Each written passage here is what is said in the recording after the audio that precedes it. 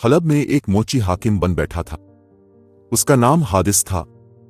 इस शख्स ने आहिस्ता आहिस्ता अपनी हैसियत बढ़ाई, दौलत जमा की और फिर इस दौलत के बिल होते पे बदमाशों और उचक्कों का एक गिरोह तैयार करके हलब के बादशाह के महल में घुस गया। बादशाह को कैद में डाला और खुद उसके तख्त पर कब्जा जमा लिया।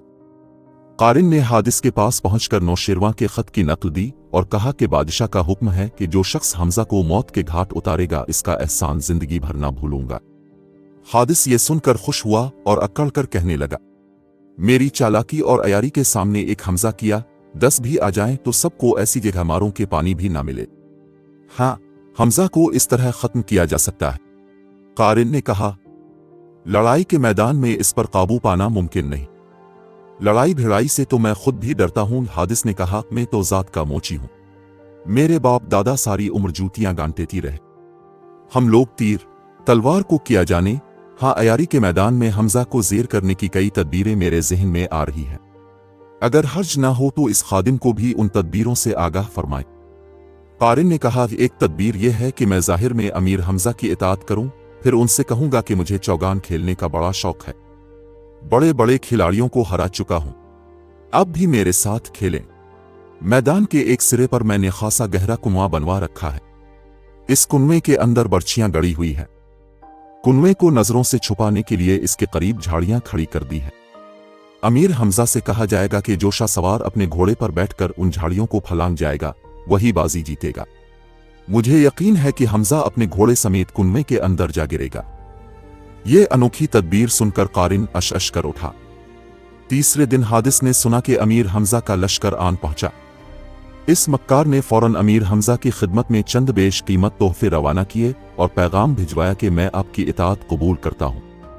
अगले रोज वो खुद अमीर हमजा की खिदमत में हाजिर हुआ और ऐसी खुश इखलाकी और फर्मा बरदारी से पेश आया कि अमीर खुश हो गए।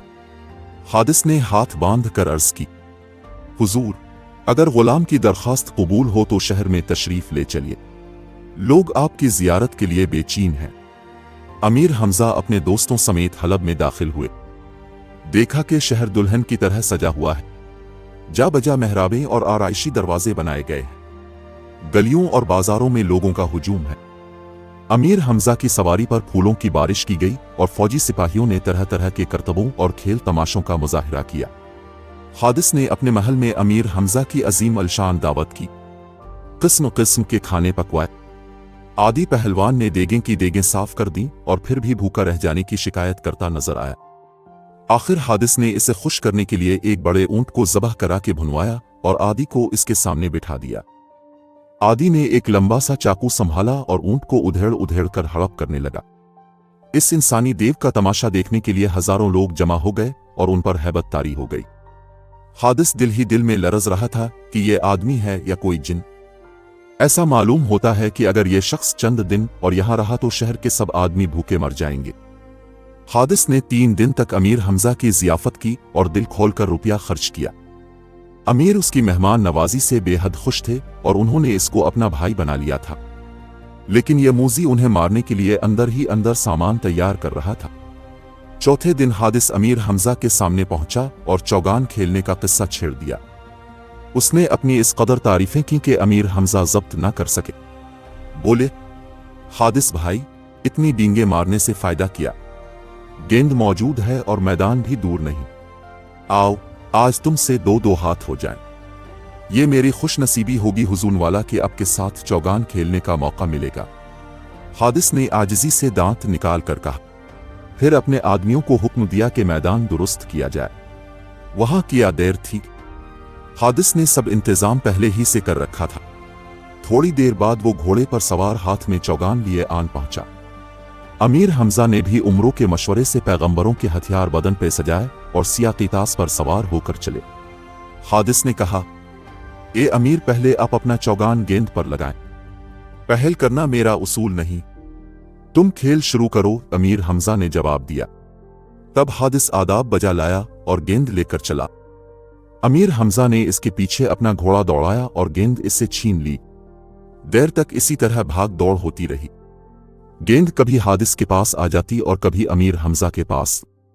आखिर हादिस ने अपना घोड़ा इस रुख पर डाल दिया जिस रुख पर वो कुनवा झाड़ियों के पीछे मुनफाड़े मौजूद था।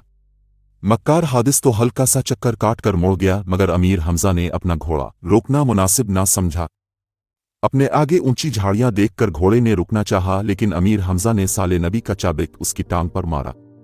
घोड़े ने जबरदस्त छलांग लगाई और झाड़ियों को पार कर गया, मगर उसके पिछले पांव कुनमे की मंडेर से टकराए और वो आधा कुनमे के अंदर और आधा बाहर रह गया। अमीर हमजा उछलकर परे जा गिरे। हादिस ने जब अमीर हमजा को घोड़े की पीठ पर न देखा तो उसी वक्त बगल बजाकर अपने लश्कर को इशारा कर दिया कि हमला कर दो। इसके 30,000 सिपाही आनन फानन अमीर हमजा के लश्कर पर आन गिरे, लेकिन लिंधूर, सुल्तान बख्त मगरिबी और आदि जैसे बहादुरों के सामने उनकी कोई पेश न गई और चंद लम्हों के अंदर अंदर हादिस की आधी फौज खाक और खून में लपेट चुकी थी। अमीर हमजा उछलकर जमीन पर गिर पड़े थे। अब जो वो उठे तो क्या देखते हैं कि एक तरफ कारिन खड़ा है और यह मंजर देख देख कर खुश हो रहा है। अमीर हमजा इसकी शक्ल देखते ही समझ गए कि यह सब किया धुरा इसी बदमाश का है। उन्होंने सबसे पहले अपने घोड़े को कुनमे से निकाला, फिर कारिन के पीछे लपके। वो भागा, मगर बचकर कहां जाता। हमजा ने इसे पकड़कर सर से ऊंचा किया और एक चट्टान पर मारना चाहते थे कि इसने गोड़ गड़ाकर कहा, ए हमजा, अगर तो मेरी जान बख्श दे तो 3 चीजें ऐसी दूं कि नौशेरवां की सरकार में भी ना निकले। बहुत अच्छा, मैंने तुझे छोड़ा, ला वो चीजें निकाल। अमीर ने कहा। कारिन ने एक खंजर निकाला जिसके दस्ते पर बहुत से हीरे जोड़े हुए थे। कहने लगा, यह खंजर मुरस देव बंद का है, कई पुश्तों से हमारे खानदान में चला आता है, अब आपकी नजर है। इसके बाद कारिन ने एक बाजूबंद अमीर हमजा को दिया जिसमें 12 लाल शब चराग लगे हुए थे और हर लाल कबूतर के अंडे के बराबर था। उनकी चमक दमक इतनी थी कि आंख न ठहरती थी। तीसरी चीज कहाँ है? अमीर हमजा ने कहा, याद रख, अगर धोखा देगा तो अपना कौल तोड़कर तुझे कुत्ते की मौत मारूंगा। तीसरी चीज एक खजाना है जो सामने पहाड़ के एक गार में दबा हुआ है। कारिन ने कहा। इतने में उमरो अय्यार अमीर हमजा की तलाश में वहां आया। उन्होंने कारिन के हाथ पीर बांधकर उमरो के हवाले किया और कह दिया कि खजाना मिल जाए तो उसे छोड़ देना, वरना जो तुम्हारा जी चाहे वो सलूक इससे करना। खजाने का जिक्र सुन के उमरो के मुंह में पानी भर आया, बेहद खुश हुआ। कारिन के सर पर एक धूल जमाकर बोला, चल बे, जल्दी बता वो खजाना कहाँ है। कारिन ने कई घंटे तक उमरो को पहाड़ों और गारों में फिराया और खूब परेशान किया। कभी कहीं से मिट्टी खुदवाता, कभी कहीं से। आखिर उमरो तंग आ गया। कहने लगा, मालूम होता है तो मेरे साथ मकर कर रहा है, खजाने का तुझे कुछ इल्म नहीं। इतनी मोहलत से फायदा उठाकर कारिन ने अपने हाथों में बंधी हुई रस्सी ढीली कर ली थी। इसके बाद अचानक उसने फंदा निकाल फेंका और एक जानिब भाग खड़ा हुआ, लेकिन दौड़ने में भला उमरो का क्या मुकाबला करता।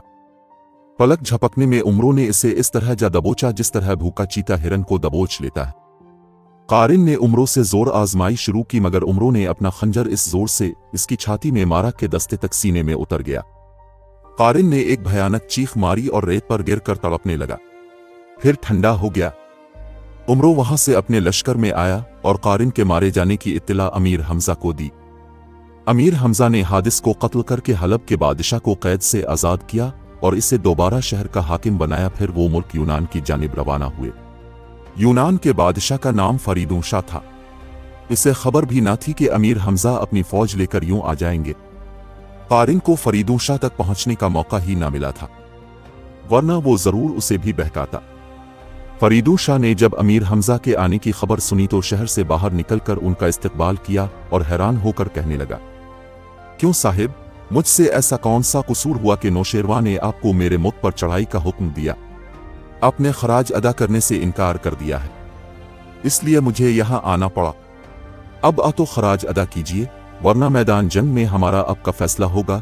फरीदूं शाह ने अमीर हमजा की ये बात सुनी तो हंसा और बोला, मैंने खराज अदा करने से कभी इनकार नहीं किया, ये अफवाह किसी दुश्मन ने उड़ाई होगी। मैं तो नौशेरवां का वफादार हूं। तब अमीर हमजा ने इसे सारी दास्तान कह सुनाई। फरीदूं शाह कहने लगा, अफसोस के नौशेरवां जैसा आदिल और अजीम बादशाह आपके साथ ऐसी धोखाबाजी करे। दरअसल उसके वजीरों में एक वजीर बख्तक नाम का ऐसा शैतान है कि हमेशा नित कई शरारतें करता है। ये आग भी इसी की लगाई हुई है।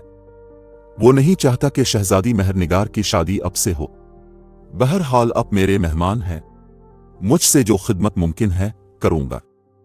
लेकिन एक दरख्वास्त अब से करता हूं, उम्मीद है अब मंजूर फरमाएंगे।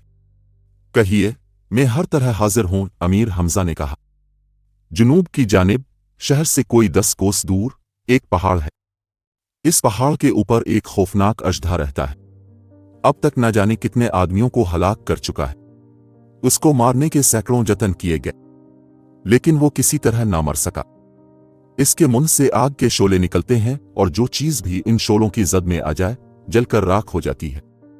अगर आप इस अजदहे को मार सकें तो न सिर्फ मुझ पर बल्कि मेरी तमाम रियाया पर आपका एहसान होगा। ये सुनकर अमीर हमजा कहने लगे, फरीदू शाह, तुम गम ना करो, खुदा ने चाहा तो हम तुम्हें इस बिला से निजात दिला देंगे।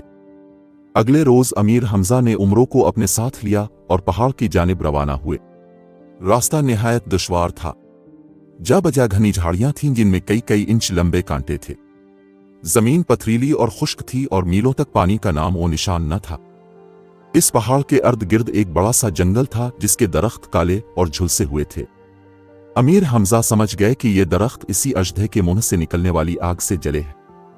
उन्होंने उमरों को एक टीले के पीछे छप जाने का इशारा किया और खुद अजदहे की तलाश में फिरने लगे। थोड़े फासले पर सिया रंग का एक ऊंचा टीला सा दिखाई दिया। गौर से देखा तो यही वो मूजी अजदहा था जो कुंडली मारे सो रहा था। अमीर हमजा ने अपनी कमान में तीर चढ़ाया और उसकी एक आंख का निशाना लेके चला दिया। तीर सनसनाता हुआ गया और अजदहे की आंख पर जाकर लगा।